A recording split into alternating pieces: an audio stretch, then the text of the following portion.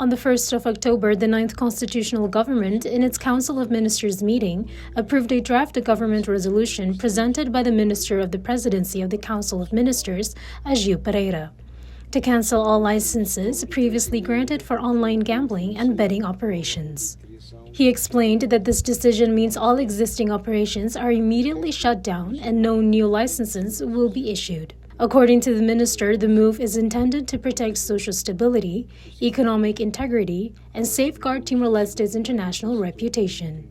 Conselho de Ministros haremos resolução muito importante teves neve decide cancela licença sutoto para exploração de jogos no apostas online.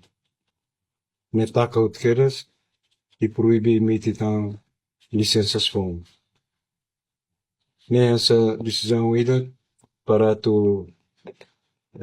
por proteção, por segurança, estabilidade social, integridade econômica, ou não protegemos a reputação internacional da República Democrática Timor-Leste.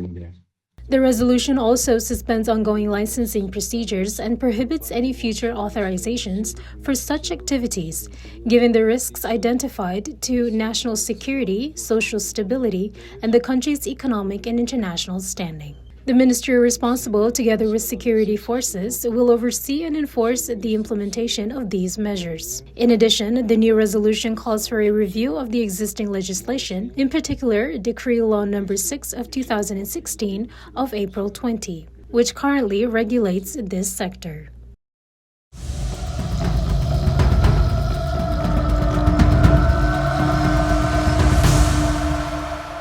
Acompaña noticia actual no credible.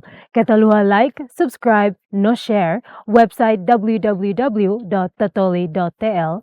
Página Facebook Antil. No YouTube Tatoli IP.